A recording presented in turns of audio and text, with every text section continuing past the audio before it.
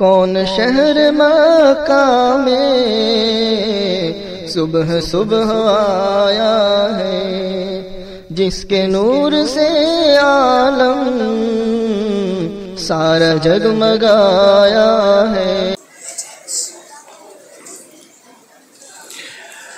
بسم اللہ الرحمن الرحیم، الحمد للہ رب العالمین، الہ الاولین والآخرین، والصلاة والسلام علی اشرف الانبیاء والمرسلین، سیدنا و مولانا محمد بن عبد اللہ الامین، وعلی آلہ وصحبہ اجمعین، وعلی کل من دعا بدعوتہ واستنى بسنتہ واہتدى بہدیہ الى یوم الدین۔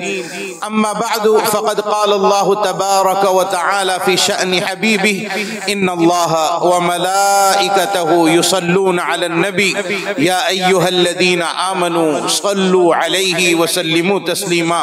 اللہم صل علی سیدنا محمد وعلی آل سیدنا ومولانا محمد وبارک وسلم۔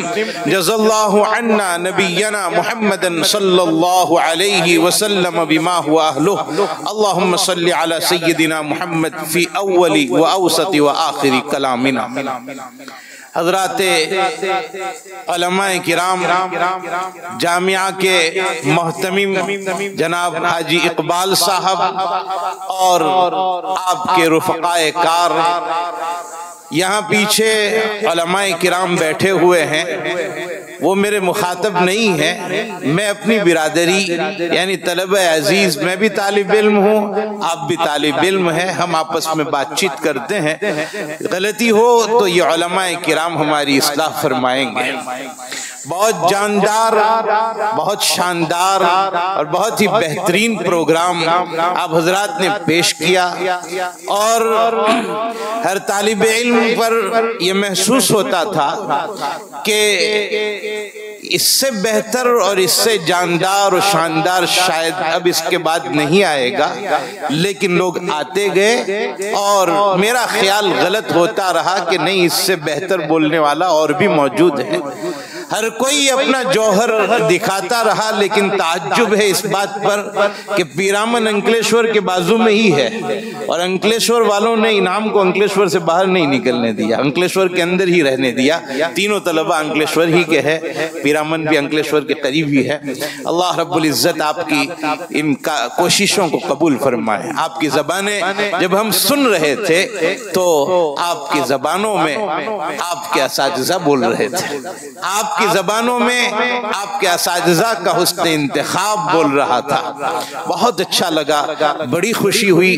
دل سے دعا دیتا ہوں اللہ تعالیٰ اس ادارے کو دن دوگنی رات چوگنی ترقیات سے مالا مال فرمائے، اور آپ کے ان خطبات کے بعد بہت ہی جامع اور بہت ہی پرمغز باتیں حضرت مولانا امین صاحب دامت برکاتہم العالیہ نے پیش کی، اور اس کے بعد کوئی ضرورت نہیں باقی رہ جاتی کہ کوئی خطاب کیا جائے، لیکن چونکہ سلسلہ بہت مناسب چل رہا تھا، خطابات بہت اچھے چل رہے تھے، اور ایسا لگتا تھا کہ کسی کی نظر لگ جائے گی اس جلسے پر، اتنا شاندار جلسہ تھا کہ نظر لگ جانے کا خطرہ تھا۔ تو یہاں کے منتظمین اور اساتذہ نے، آپ نے دیکھا ہوگا کہ بچہ جب نہلا دھلا کر ماں تیار کرتی ہے اور اس کو پاؤڈر لگاتی ہے اور اخیر میں کالا نقطہ اس کی پیشانی کے قریب لگاتی ہے تاکہ کسی کی نظر نہ لگ جائے، تو آپ کے اس منظم جلسے کو کسی کی نظر نہ لگ جائے تو مجھ جیسے کالے نقطے کو یہاں لگا دیا تاکہ نظر بد سے محفوظ رہ جائے۔ اللہ رب العزت آپ کی کوششوں کو، کاوشوں کو قبول فرمائے۔ یہاں دو تین باتیں کہہ کر میں اپنی بات کو ختم کر دوں گا۔ پہلی بات یہ ہے کہ آپ مدرسے میں آ چکے، آپ مدرسے کے طلبہ ہیں، چہار دیواری میں ہیں، یہاں آ گئے تو آپ کو بنیادی طور پر سب سے پہلا کام جو کرنا ہے وہ یہ کہ اپنے اندر علمی شوق اور مطالعے کا ذوق پیدا کریں، شوق علم پیدا کریں اپنے اندر، ایسا شوق پیدا کریں کہ دیکھنے والا یہ سمجھے کہ بھائی یہ تو کوئی دیوانہ کسی چیز کی تلاش میں لگا ہوا ہے، دیکھ کر پتا چلتا ہے کہ اس کی کوئی گم شدہ چیز یہ تلاش کرنے میں لگا ہوا ہے۔ ہم ایسے لوگوں کو نظر آئیں اتنا شوق علم کا پیدا ہو جائے. دور حدیث شریف پڑھنے والے طلبہ نے بخاری شریف میں کتاب العلم میں یہ روایت پڑھی ہوگی اور یاد بھی ہوگی انشاءاللہ کہ حضرت ابو ہریرہ رضی اللہ تعالیٰ عنہ نے نبی اکرم صلی اللہ علیہ وسلم سے سوال پوچھا، اے اللہ کے نبی صلی اللہ علیہ وسلم، قیامت کے دن آپ کی سفارش کا سب سے زیادہ حقدار کون ہوگا؟ حضور اکرم صلی اللہ علیہ وسلم نے جواب دینے سے پہلے فرمایا، ابو ہریرہ، آپ کو جو علم حدیث کا شوق ہے اس شوق کو دیکھتے ہوئے مجھے یقین تھا کہ میری امت میں سب سے پہلے یہ سوال آپ ہی کرو گے. یہ علم کا شوق ہے حضرت ابو ہریرہ رضی اللہ تعالیٰ عنہ کو. آپ نے حضرت عبداللہ ابن عباس کے بارے میں روایت پڑھی بخاری شریف میں کہ حضرت عمر ابن الخطاب رضی اللہ تعالیٰ عنہ ان کو اپنے قریب بٹھاتے تھے مشاورتی مجلس میں، اور وہاں بڑے بڑے لوگ موجود ہوتے تھے اور یہ نوجوان بچے تھے حضرت عبداللہ ابن عباس رضی اللہ تعالیٰ عنہما. بدریین جیسے بڑے بڑے صحابہ حضرت عمر کے دربار میں ہوتے تھے اور بات چیت ہوتی تھی کہ یہ ابن عباس جیسے جوان بچے کو کیوں اپنے قریب بٹھاتے ہیں، کیا بات ہے کہ ان کو اپنے قریب بٹھاتے ہیں. وَلَنَا أَبْنَاءٌ مِثْلُهُ، ان جیسے تو ہمارے بچے ہیں. بخاری شریف میں یہ روایت موجود ہے.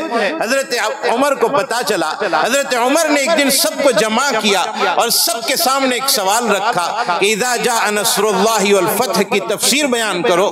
تمام لوگوں نے اپنے اپنے اعتبار سے تفسیر بیان کی کہ اس میں تسبیح کا حکم دیا گیا ہے، اس میں استغفار کا حکم دیا گیا ہے، فتح ہونے کے بعد یہ کرنا ہے وغیرہ وغیرہ. ہر ایک نے اپنے اپنے علم کے مطابق تفسیر کی.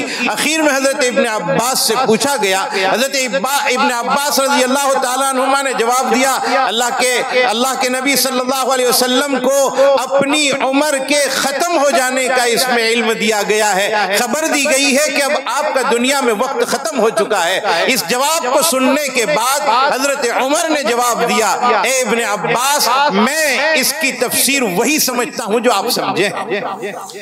اس سے لوگوں کے سمجھ میں آ گیا کہ حضرت عمر ابن عباس کو ان کے علم کی وجہ سے اپنے قریب رکھتے ہیں. لیکن جانتے ہو کہ ابن عباس کا علمی شوق کیسا تھا؟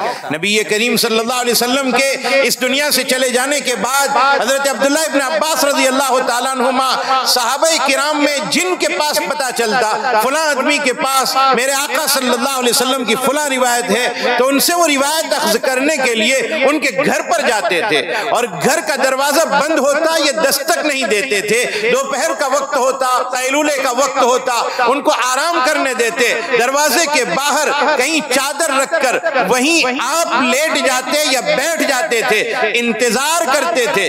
اس سے ان کے ادب کا بھی پتہ چلتا ہے، اور ان کے ادب کا تو پتہ بخاری کی ایک روایت سے بھی پتہ چلتا ہے کہ حضرت عمر ابن الخطاب رضی اللہ تعالیٰ عنہ سے پوچھنا چاہ رہے تھے کہ نبی کریم صلی اللہ علیہ وسلم کے ساتھ جو معاملہ ان کی ازواج کا ہوا تھا شہد کے معاملے میں، وہ دو عورتیں کون سی تھی جنہوں نے یہ آغاز کیا تھا. تو حضرت عمر سے پوچھنا چاہ رہے تھے عبداللہ ابن عباس رضی اللہ تعالیٰ عنہما، لیکن پوچھنے کے لیے کوئی مناسب وقت کے انتظار میں تھے. یہ ادب کی بات ہے کہ استاد سے کب پوچھا جائے، کیسے معلوم کیا جائے، یہ ادب کی بات ہے. اس انتظار میں آپ نے روایت میں پڑھا 1 سال تک انتظار کرتے رہے. 1 سال کے بعد ایک سفر کے موقع پر جب وضو کر رہے تھے حضرت عمر، اس وقت مناسب موقع معلوم ہوا، اس وقت یہ سوال پوچھا. یہ ادب ہے حضرت عبداللہ ابن عباس کا.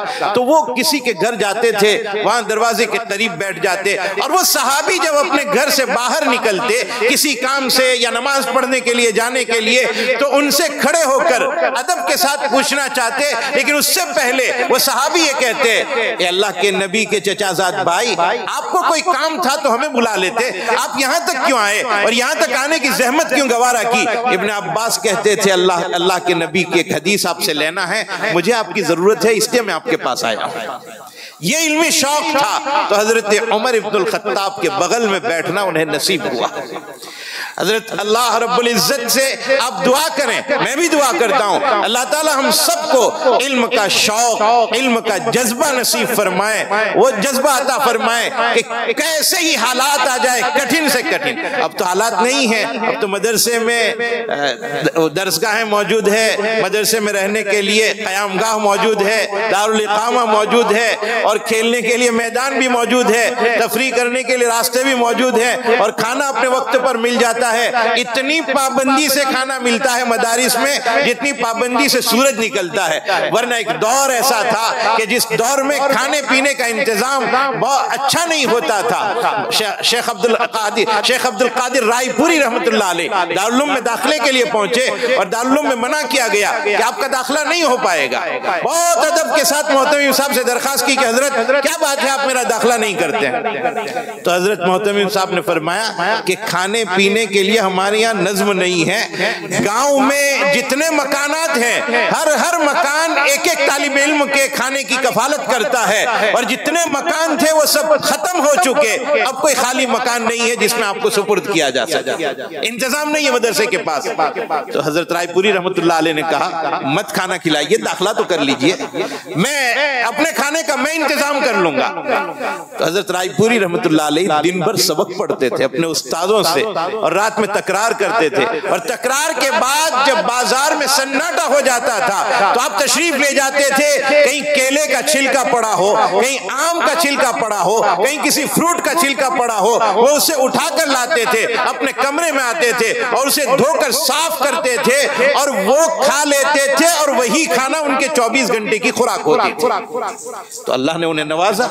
تو میں یہ عرض کرنا چاہتا ہوں اپنے عزیز ساتھیوں سے کہ اپنے اندر علمی شوق پیدا کیجئے، علمی شوق، علمی جذبہ، اور پھر دوسرا کام جو بہت ضروری ہے میرے لیے بھی اور آپ کے لیے بھی، اپنے وقت کی قدر کیجئے، ایک ایک لمحے کی قدر کیجئے، اپنا نظام الاوقات بنائیے کہ کس وقت میں مجھے کیا کام کرنا ہے، کون سی کتاب کا مطالعہ کرنا ہے، کون سی کتاب کا آموختہ دیکھنا ہے، اور کون سی تقریر تیار کرنی ہے۔ تقریر کے تیار کرنے کے لیے ہر مدرسے میں 15 دن دیے جاتے ہیں۔ میں اپنے طلباء کو بھی مدرسے میں کہتا ہوں ایک دن 1 منٹ کی تقریر یاد کرو گے، 15 منٹ کی تقریر آپ کو یاد ہو جائے گی۔ اور 2 قسم کے طلبہ ہوتے ہیں، ایک ابتدائی طلبہ ہوتے ہیں اور ایک آخری درجے کے طلبہ ہوتے ہیں۔ ابتدائی درجات کے طلبہ کو تقریر رٹ کر یاد کرنا ہے، جیسا کہ مولانا امین صاحب نے بتلایا، اور اس کے ساتھ ساتھ صرف رٹنا نہیں ہے، اس کو سمجھنا ہے کہ میں کیا بول رہا ہوں، اپنے بولے ہوئے پر اعتماد ہونا چاہیے، پتہ ہونا چاہیے کہ میں کیا بول رہا ہوں۔ اور آخری درجے کے طلبہ سمجھ کر یاد رکھے۔ میں جب طالب علم، ابھی بھی طالب علم ہی ہوں، دور حدیث میں پڑھتا تھا، غالباً اسی زمانے میں حضرت مولانا خالد سیف اللہ رحمانی دامت برکاتہم العالیہ تشریف لائے تھے فلاح دارین میں، اور انجمن کے اختتامی جلسے میں حضرت رحمت اللہ علیہ، حضرت دامت برکاتہم نے فرمایا تھا کہ یہ جتنے فارغ ہونے والے طلبہ ہیں ان کے پاس کم از کم 30-35 تقریریں لکھی ہوئی ہونی چاہیے، جو کسی بھی وقت وہ دیکھ کر تیاری کر کے کسی کے سامنے پیش کر سکے۔ ہم جو بولتے ہیں اس کو لکھنا کا اہتمام کریں۔ آج ہم نے یہاں یہ بولا ہے، یہ تقریر ہے، روزانہ کچھ نہ کچھ ہم پڑھتے رہیں، مطالعہ کرتے رہیں، جو بات پسند آ جائے۔ میں اکثر کہا کرتا ہوں اگر آپ اپنا معمول دوام کے ساتھ یہ بنا لیں کہ روزانہ مجھے اپنی کاپی میں، اپنی نوٹ میں، اپنی ڈائری میں 4 لائن لکھنا ہے، روزانہ صرف 4 لائن لکھیے، سالانہ پر آپ انداز لگا سکیں گے کہ آپ نے کتنا لکھا ہے، لیکن پابندی کے ساتھ لکھیے۔ تو شوق پیدا کیجئے، وقت کی قدر کیجئے۔ ہمارے جتنے بڑے بنے ہیں وہ وقت کی قدردانی کے ساتھ بڑے بنے ہیں۔ حضرت مولانا شیخ الحدیث مولانا محمد زکریا صاحب نور اللہ مرقدہ کے پاس ایک مرتبہ ایک وکیل حاضر ہوئے جن کو مولانا احتشام الحق کاندھلوی رحمت اللہ علیہ نے بھیجا تھا۔ وہ وکیل میرٹھ سے آیا تھا، حضرت مولانا احتشام الحق کو ملنے کے لیے مولانا سے ملاقات کر کے وہ وکیل صاحب جا رہے تھے، تو مولانا احتشام الحق صاحب نے کہا آپ اتنا دور سفر کر کے آئے ہو، مجھے مل کر جا رہے ہو، اسی بستی میں شیخ الحدیث مولانا زکریا صاحب رہتے ہیں، ان کی بھی ملاقات کر لو۔ تو وکیل صاحب ملاقات کے لیے حاضر ہوئے، غالباً صبح کا 9 بجے کا وقت تھا، اور 9 بجے کی ملاقات کے لیے حاضر ہوئے تو وکیل بیٹھے ہیں، مولانا زکریا صاحب لکھنے میں مصروف ہے، کہلوایا گیا کوئی وکیل صاحب آئے ہیں ملاقات کے لیے۔ مولانا زکریا صاحب رحمت اللہ علیہ نے جواب دیا کہ اس وقت ہم لکھنے میں مصروف ہیں، انہیں کہو کہ ملاقات کرنا ہو تو 11:30 بجے تک کا انتظار کریں، ہم دسترخوان پر نیچے اتریں گے کھانے کے لیے، اس وقت ملاقات ہوگی۔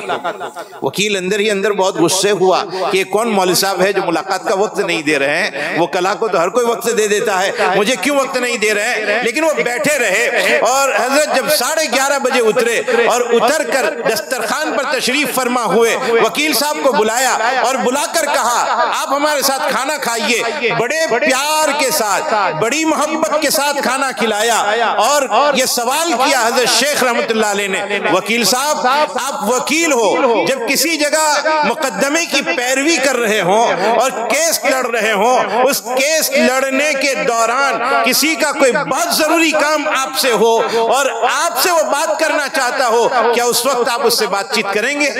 وکیل نے کہا نہیں، اس وقت نہیں بات کریں گے۔ کہا یہ بھی ہمارا علمی وقت ہے، ہم اس وقت میں کسی سے بات نہیں کرتے۔ روزانہ کا معمول بنا لیجئے کہ یہ ہمارا کام، علمی کام۔ اور پھر حضرت شیخ نے کہا اور رکو، شام میں ملاقات ہوگی۔ عصر کی نماز میں پھر ملاقات ہوئی تو وکیل صاحب دیکھ رہے ہیں عصر کے بعد کا منظر کچھ اور تھا، آپ کے واردین و صادرین، آپ سے بیعت ہونے والے سب حاضر ہوئے ہیں اور ہر ایک اپنے اپنے دل کی بات رکھ رہے ہیں۔ حضرت ان کو تجاویز بتلا رہے ہیں، ان کو علاج بتلا رہے ہیں اور ایک بہترین نظام چل رہا ہے۔ وکیل صاحب اور رک گئے رات بھر، اور جب میرٹھ گئے ہیں تو مولانا احتشام الحق کاندھلوی کو کلمات تشکر لکھ کر بھیجا کہ آپ نے بہت بڑے آدمی سے میری ملاقات کروائی۔ مولانا زکریا صاحب کو دیکھنے کے بعد میں نے انداز لگایا ایک ہی آدمی میں 3 آدمی چھپے ہوئے ہیں۔ صبح میں نے ان کو دیکھا تو میں نے یہ سمجھا کہ یہ اپنے وقت کے بہت قدردان ہیں۔ دوپہر میں جب دسترخوان پر انہوں نے مجھے بہت پیار سے کھانا کھلایا، مجھے لگا کہ یہ میرا کوئی بہت گہرا دوست ہے، اور شام میں جب واردین کو آتے ہوئے دیکھا تو مجھے لگا کہ وقت کا شیخ کامل ہے۔ ایک ہی آدمی میں 3 آدمی چھپے ہوئے میں نے پائے۔ بہرحال میرے بھائیوں، اپنے وقت کی قدر کیجئے ورنہ یہ وقت نکل جائے گا۔ آج صبح میں علی پور میں نے ایک بات کہی، ہمارے یہاں ایک باورچی تھے، ان کا انتقال ہو گیا، اللہ تعالیٰ ان کو غریق رحمت فرمائے، عبداللہ بھائی نام تھا ان کا، انتقال ہو گیا۔ 40 سال تک مدارس میں رہ کر مطبخ کا نظام انہوں نے سنبھالا، مختلف مدارس میں رہ کر 40 سال تک کی خدمت انجام دی۔ میں اپنے طلبہ کو کہا کرتا ہوں مدرسے میں صرف وقت گزارنے سے اگر کوئی عالم بنتا تو عبداللہ بھائی سے بڑا کوئی عالم نہ ہوتا۔ صرف مدرسے میں وقت گزارنے سے کوئی عالم نہیں بنتا ہے، اس کے لیے محنت کرنی پڑتی ہے، کوششیں کرنی پڑتی ہے۔ آپ اپنے اکابرین کے حالات پڑھیے کہ انہوں نے کیسی محنتیں کی ہے، کیسی جد و جہد کی ہے، کیسی کوششیں کی ہے۔ تو پہلا کام آپ جب آ گئے ہیں شوق پیدا کر لیجئے، دوسرا کام اپنے وقت کو کام میں لائے، اور تیسرا کام جس کے لیے آج ہم جمع ہوئے ہیں اپنی زبان کو درست کریں۔ آپ جو کچھ پڑھ رہے ہیں کل کو آپ دوسروں تک اس کو پہنچائیں گے۔ یہ بولنے کے لیے سیکھنا 2 طریقے کا ہوتا ہے۔ ہم جب پیدا ہوئے تھے اور آہستہ آہستہ بڑھنے لگے، 1.5-2 سال کے ہوئے، زبان توتلی تھی، ماں سکھاتی تھی اسے یہ کہا جاتا ہے، باپ سکھاتا تھا، رشتہ دار سکھاتے تھے اس کو اس طریقے سے بولو۔ ہماری دوسری پیدائش مدرسے میں ہوتی ہے جہاں اساتذہ سکھاتے ہیں۔ ہم لوگ حیوان ناطق، نطق ہمارا خاصہ ہے، حیوان ناطق بھی ہے اور حیوان کاتب بھی ہے، اور آدمی بولنے سے پہچانا جاتا ہے۔ تابرد سخن نہ گفتہ باشد، عیب و ہنرش نہ ہفتہ باشد۔ بولنے سے آدمی پہچان میں آتا ہے کہ یہ اچھا ہے، برا ہے، صحیح کہہ رہا ہے، غلط کہہ رہا ہے۔ مجھے برابر یاد ہے ہمارے حضرت مولانا سید ذوالفقار صاحب رحمۃ اللہ علیہ، جن سے میں نے بخاری شریف پڑھی، حضرت سناتے تھے کہ سن 1967 میں 12 فروری کو فلاح دارین میں میرا آنا ہوا، اور ایک خانپور کا طالب علم میری خدمت میں تھا، اور فلاح دارین کے بارے میں وہ کہتے تھے کہ یہاں یہ فلاں بلڈنگ تھی، یہ پورا میدان تھا، یہاں کچھ بھی نہیں تھا۔ اس وقت حضرت یہ سناتے تھے 12 فروری سن 1967 میرا پہلا دن، خانپوری طالب علم مجھے سنا رہا تھا کہ حضرت آج ایک جلسہ ہونے والا ہے رات میں، اور جس میں یہ میدان میں سب جمع ہوں گے اور انجمن کا افتتاحی جلسہ ہے، اور پہلی مرتبہ انجمن کا جلسہ، یعنی انجمن کا آغاز ہی اس وقت ہو رہا تھا، اس سے پہلے انجمن نہیں تھی۔ مولانا کہہ رہے ہیں کہ میں نے یہ سنا اس طالب علم سے کہ آج انجمن کا جلسہ ہے، انجمن کا افتتاح ہونے والا ہے اور آپ کا اس میں بیان ہونے والا ہے۔ تو مولانا ذوالفقار صاحب رحمۃ اللہ علیہ کہتے تھے کہ یہ کوئی جلسہ ملسہ کچھ نہیں اور انجمن ونجمن بھی کچھ نہیں، یہ تو دیوبند سے ایک چڑیا پکڑ کر لائے تھے، اس کی بولی سمجھنا چاہ رہے تھے کہ یہ بولتا کیا ہے۔ تو بولنے سے آدمی پہچانا جاتا ہے اور نطق کی کیفیت۔ حضرت مولانا فرماتے ہیں مولانا سید ذوالفقار صاحب رحمۃ اللہ علیہ کہ اللہ نے جانوروں کو بولنے کی طاقت نہیں دی، حیوان ناطق ہم ہیں، ہم بول سکتے ہیں۔ اگر حیوان بولتے ہوتے، دوسرے حیوان گدھا بولتا ہوتا مثلا حضرت فرماتے تھے، تو گدھا اپنے چھوٹے بچے کو لے کر آتا یہاں دفتر اہتمام میں اور حاجی اقبال صاحب کا دروازہ زور سے کھٹکھٹاتا اور یہ کہتا کہ ہمارے اس بچے کا داخلہ کر۔ اور اگر وہ منع کرتے حاجی صاحب تو وہ گدھا پتہ نہیں اپنی بھوندی آواز میں کتنی بری بھلی باتیں سنا کر جاتا۔ حضرت فرماتے ہیں کہ گھوڑے کو اللہ تعالیٰ نے قوت گویائی عطا فرمائی ہوتی اور ہم اس کے اوپر سوار ہوتے اور کئی میل کا سفر کرتے تو گھوڑا ہم سے ڈانٹتے ہوئے کہتا تمہیں شرم نہیں آتی ہے، میری پیٹھ میں درد ہو گیا اور تم کیسے ظالم ہو کے بیٹھے چلے جا رہے ہو۔ بھینس اگر بولتی تو ایک کہتی کہ کمینے تو سارا دودھ مت نکال لینا، میرے بچے کے لیے بھی کچھ باقی رکھنا، سارا دودھ نکال لیتا ہے، تجھے شرم نہیں آتی ہے۔ حضرت رحمت اللہ علیہ فرماتے تھے کہ ان کا نہ بولنا یہ بھی ہمارے لیے نعمت ہے، ورنہ معاملہ بگڑ جاتا۔ اللہ نے ہمیں نطق عطا فرمایا، قوت گویائی۔ اب اس کو درست کرنا بہت اہم ترین مرحلہ ہے۔ میں آپ کو ایک مثال دیتا ہوں، اچھا بولنے والا کامیاب ہوتا ہے۔ حدیث پاک میں ہے، حضرت عباس رضی اللہ تعالیٰ عنہ سے پوچھا گیا آپ بڑے ہیں یا حضور صلی اللہ علیہ وسلم بڑے ہیں، یعنی عمر کس کی بڑی ہے؟ تو حضرت عباس نے جواب دیا حضور صلی اللہ علیہ وسلم بڑے ہیں، میں پیدا ان سے پہلے ہوا تھا۔ یہ تربیت ہوتی ہے بولنے کی، یہ انداز ہوتا ہے۔ ایک آدمی اپنی ماں کو امی کہتا ہے، اماں جان کہتا ہے، ماں کہتا ہے، کتنا پیار ٹپکتا ہے، لیکن کیا کوئی یہ کہے کہ یہ میرے باپ کی بیوی ہے، کتنا برا سمجھا جائے گا، جبکہ رشتہ تو وہی ہے۔ تو اپنی زبان کو درست کیا جائے اور وہ درست کرنے کا کام ان انجمنوں میں ہوتا ہے۔ یہ جتنے بولنے والے لوگ بول رہے ہیں وہ انہی انجمنوں کی پیداوار ہے، یہیں سے نکلے ہوئے ہیں، انہی چٹائیوں سے تیار ہوئے ہیں، وہ آج یہی بول رہے ہیں۔ لیکن بولنا اتنا اہم اور ضروری ہے کہ انبیاء کرام نے بولنے کے لیے دعا کی۔ حضرت موسیٰ علیہ السلام کو جب نبوت ملی دعا کر رہے ہیں رب اشرح لی صدری، اے میرے رب میرا سینہ کھول دیجئے، سینہ کھول دیجئے، میں ایک عظیم طاقت کے سامنے جا رہا ہوں، کہیں میں مرعوب نہ ہو جاؤں، وہاں ڈٹ کر بات کر سکوں، اس لیے میرا سینہ کھول دیجئے۔ کہیں ایسا نہ ہو کہ دعوت و تبلیغ کے بعد حالات کھڑے ہوں اور میں ان کو برداشت نہ کر سکوں، برداشت کر سکوں، سہ سکوں، اس لیے میرا سینہ کھول دیجئے۔ رب اشرح لی صدری ویسر لی امری، اور میرے لیے معاملہ آسان کر دے۔ میں جتنا بھی بولوں گا، جتنی دعوت پیش کروں گا، اے اللہ آپ کے آسان کیے بغیر کوئی معاملہ آسان نہیں ہو سکے گا، اعتماد صرف آپ کی ذات پر۔ اسی لیے کسی بزرگ کے پاس کوئی آدمی آیا خط لکھوانے کے لیے، سفارش نامہ لکھوانے کے لیے کہ فلاں آدمی کے پاس میں جا رہا ہوں اور اس سے مجھے کام ہے، آپ سفارش لکھ دو تو میرا کام بن جائے گا۔ تو انہوں نے جو سفارش نامہ لکھ کر دیا اس میں توحید کو پورا بیان کر دیا۔ یہ لکھا تھا کہ یہ آدمی آپ کے پاس کام سے آ رہا ہے، ان اعطیتہ فالمعطی هو اللہ وانت المشکور، اگر اس کا مطالبہ پورا کرو گے تو دینے والی ذات اللہ کی ہے، ہم آپ کا شکر ادا کریں گے، وان منعتہ، اور اگر آپ اس کو منع کر دیں فالمانع هو اللہ، منع کرنے والی ذات اللہ کی ہے، وانت المعذور، ہم آپ کو معذور سمجھیں گے۔ تو کرنے دھرنے والی ذات اللہ کی۔ اسی لیے حضرت مولانا سید ابرار احمد صاحب دھلیوی نور اللہ مرقدہ سے پوچھا گیا کہ حضرت آپ جب بیٹھ جاتے ہو بولتے چلے جاتے ہو، بولتے چلے جاتے ہو، باتیں نکلتی چلی جاتی ہے، کیا بات ہے، کہاں سے یہ ذخیرہ لاتے ہو؟ تو حضرت رحمت اللہ علیہ نے فرمایا کہ بھائی میں جب بیٹھ جاتا ہوں کرسی پر تو سب سے پہلے کچھ لمحات کے لیے، کچھ سیکنڈ کے لیے اللہ تعالیٰ کی طرف متوجہ ہو کر اللہ تعالیٰ سے یہ درخواست کرتا ہوں، اللہ یہ مجمع آپ کی محبت میں جمع ہوا ہے، مجھے بولنا نہیں آتا ہے، آپ ان کی ضرورت کے مطابق مجھ سے بلوا دیجئے، اور اللہ بلوا دیتا ہے۔ تو اللہ کے اوپر اعتماد رکھیں. وَيَسِّرْ لِي أَمْرِي وَاحْلُلْ عُقْدَةً مِّن لِّسَانِي. آپ نے تفسیر میں پڑھا ہے حضرت موسیٰ کی زبان میں لکنت تھی. فرعون کو تماچا رسید کرنے کی وجہ سے وہ آگ کا مرحلہ پیش آیا تھا, یا ڈنڈا مار دینے کی وجہ سے آگ کا مرحلہ, میں اس تفصیل میں نہیں جانا چاہتا ہوں. وہ لکنت تھی جس کو دور کرنے کے لیے دعا کر رہے ہیں. وَاحْلُلْ عُقْدَةً مِّن لِّسَانِي, میری زبان سے یہ لکنت دور کر دیجئے. اور آگے ہے کہ وَلَقَدْ أُوتِيتَ سُؤْلَكَ يَا مُوسَىٰ, یہ تمام سوالات جو آپ نے کیے تھے ہم نے سب دے دیا اے موسیٰ. لیکن اس سے پتہ چلا لکنت ختم ہو چکی ہوگی, لیکن ایسا لگتا ہے کہ ہارون کو مانگا آپ نے کہ آپ میرے ساتھ ہارون کو بھیجئے, وہ افصح منی, وہ زبان میں زیادہ فصیح ہے میرے مقابلے میں. اس سے پتہ چلتا ہے کہ لکنت باقی تھی.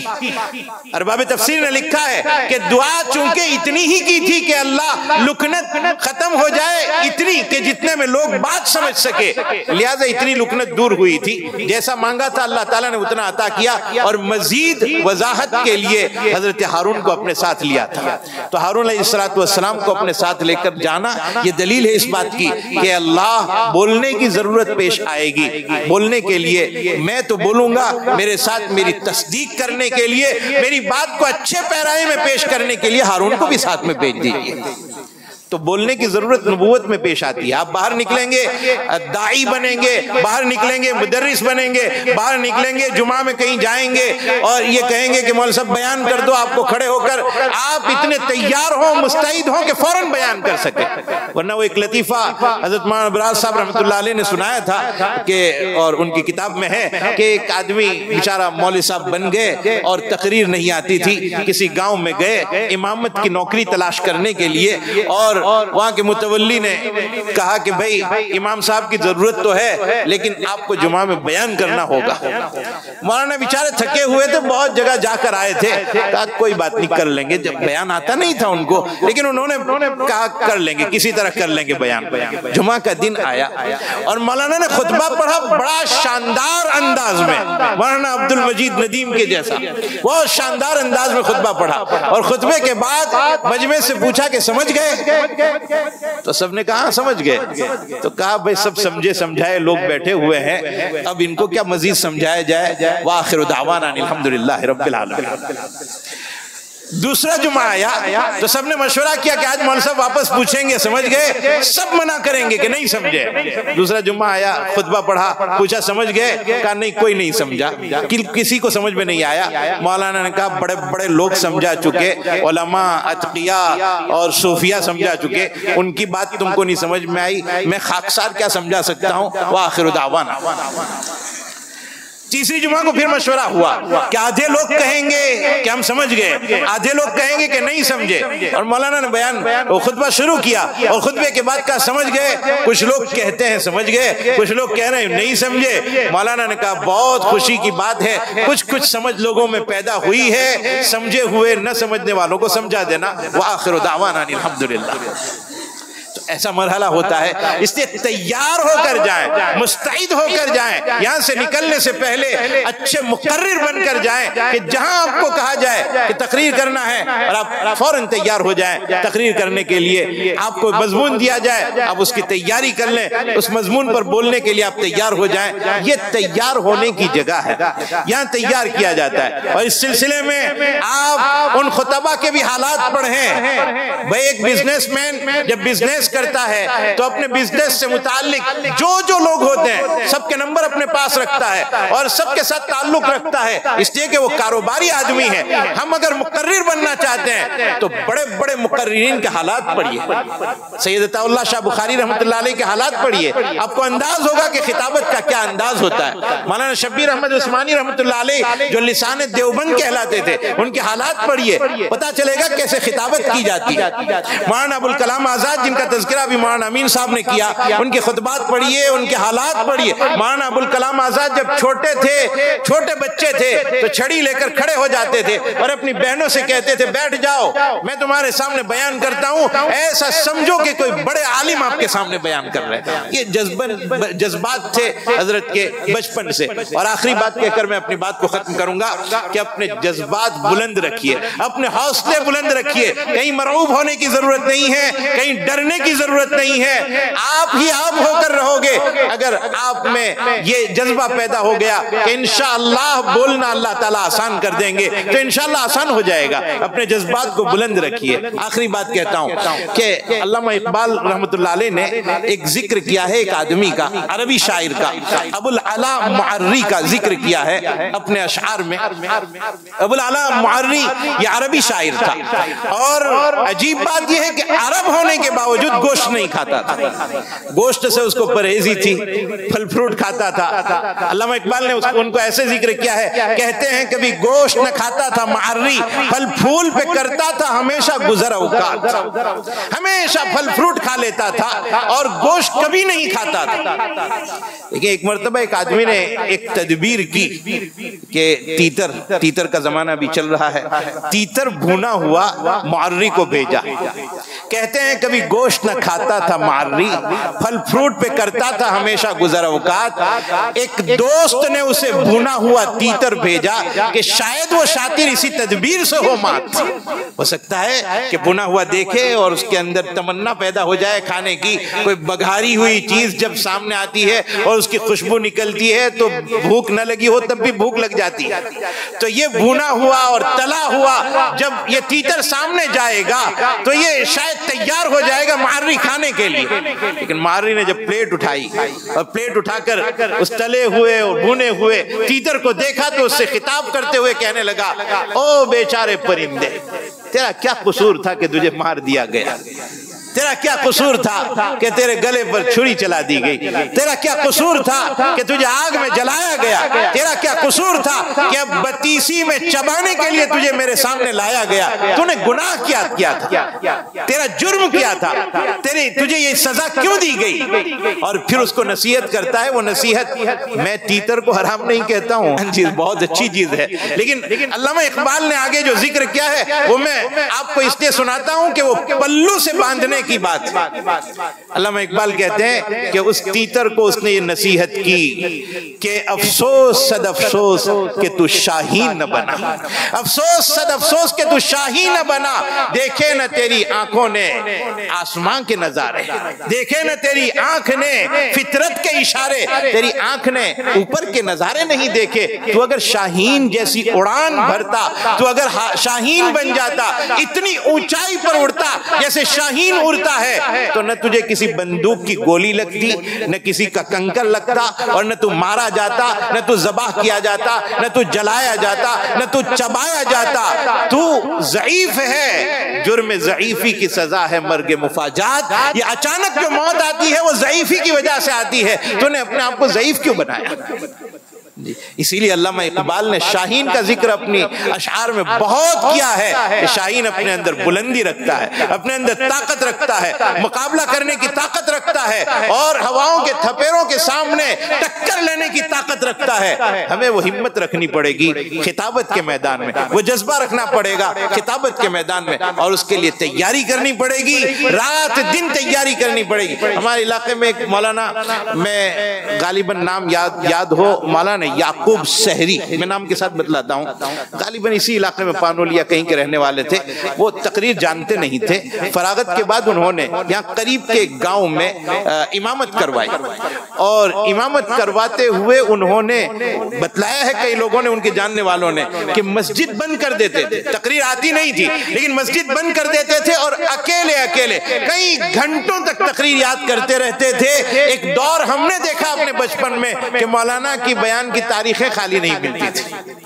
محنت اللہ تعالیٰ کبھی رائے گا نہیں کرتے ہیں، کبھی کسی کی محنت ضائع نہیں ہوتی ہے۔ ہم اور آپ مل کر محنت کریں۔ آپ کے پاس کامل مکمل اساتذہ کرام ہیں، استعداد والے اساتذہ کرام ہیں، آپ ان سے رجوع کریں اور ان کی ماتحتی میں اپنے آپ کو بڑا نہ سمجھ لیں، اپنے آپ کو ماتحت سمجھیں، اور ماتحتی میں سمجھتے ہوئے اپنے اساتذہ سے بار بار پوچھیں کون سا مضمون اختیار کیا جائے اور کیسے تیاری کی جائے۔ میں یاد کرتا ہوں، آپ ذرا سن لیجئے، مجھے بولنے کا انداز سکھائیے، کہاں کہاں چڑھانا ہے، کہاں اتارنا ہے، کہاں عربی ہے تو اس کو کیسے ادا کرنا ہے، یہ ساری چیزیں اپنے اساتذہ سے سیکھیے. انشاءاللہ ایک دن ایک وقت ایسا آئے گا آپ ہی آپ ہو کر رہو گے. اخیر میں اس ادارے کے لیے دعا کرتا ہوں.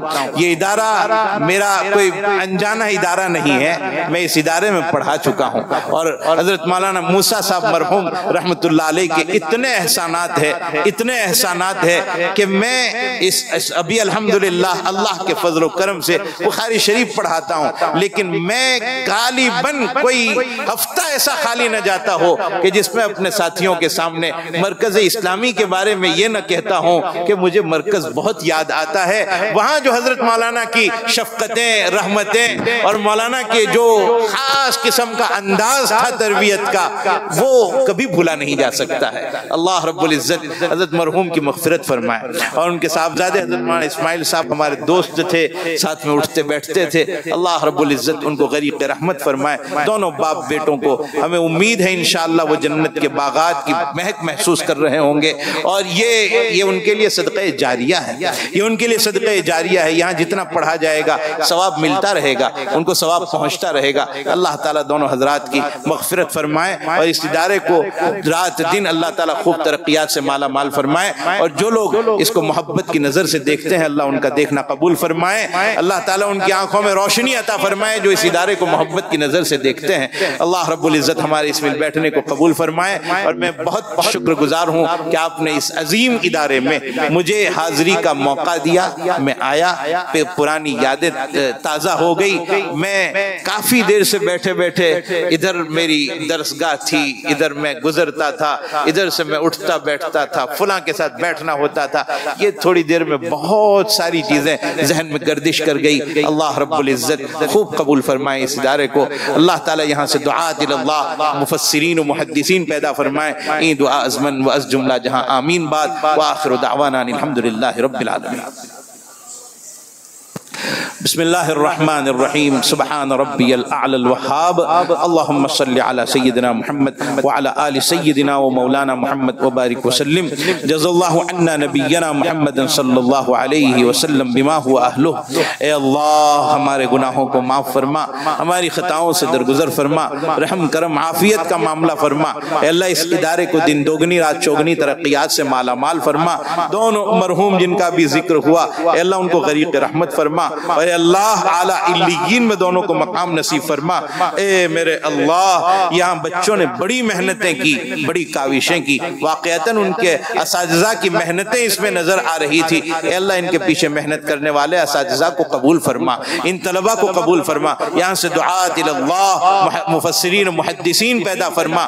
اور اے اللہ ہمارے مل بیٹھنے کو قبول فرما. بہت دیر سے لوگ بیٹھے ہوئے ہیں، سب کے بیٹھنے کو قبول فرما.